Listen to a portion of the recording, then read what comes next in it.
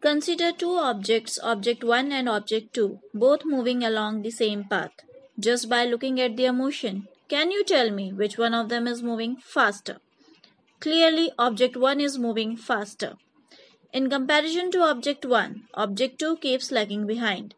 Hence, we say speed of object 1 is more than speed of object 2. You must be thinking, what is speed?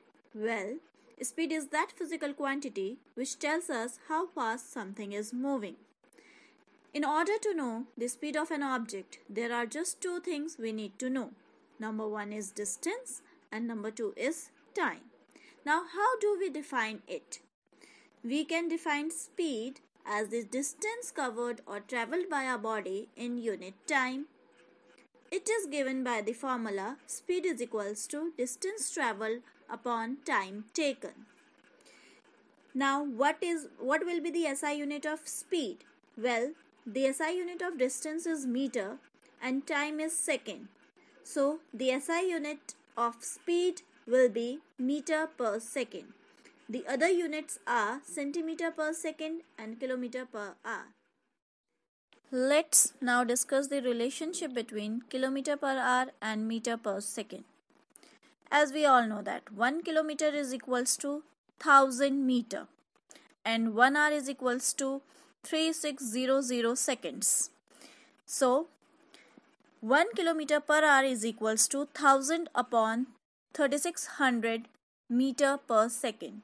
When you calculate it, you will get the figure 5 by 18. It means 1 kilometer per hour is equals to 5 upon 18 meter per second. Let's make it more clear by one example.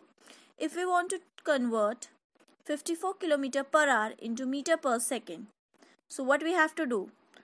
Simply we have to multiply 54 by 5 in step 1 and then we'll get the answer 270. In step 2, we will divide 270 by 18. We'll get the answer 15. So, the final answer will be 15 meter per second.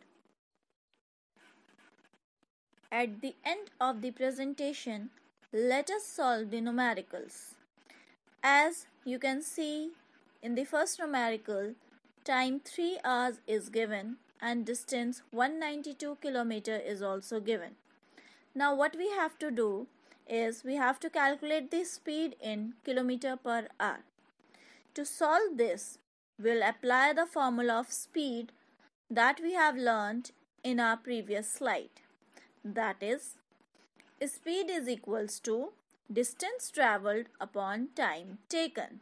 Now putting the values as distance is equals to 192 km and time as 3 hours, when we calculate it, means when we divide 192 by 3, we will get 64. So, the speed calculated is 64 km per hour. Now, let us make it more clear by another example. In this numerical, we can see that speed is given to us, that is 4 km per hour, and distance is also given to us as 20 kilometers. In this numerical, we have to calculate time taken by the boy to cover the distance. So, while solving it, first of all, we'll write the formula for speed, that is speed is equals to distance traveled upon time taken. Since speed and distance are given to us, we have to calculate time. So, the formula will be time is equals to distance upon speed. Now, putting the value of distance and speed, it will become as time is equals to 20 by 4. When we divide 20 by 4, we will get the value as 5. So, the time taken by the boy will be 5 hours.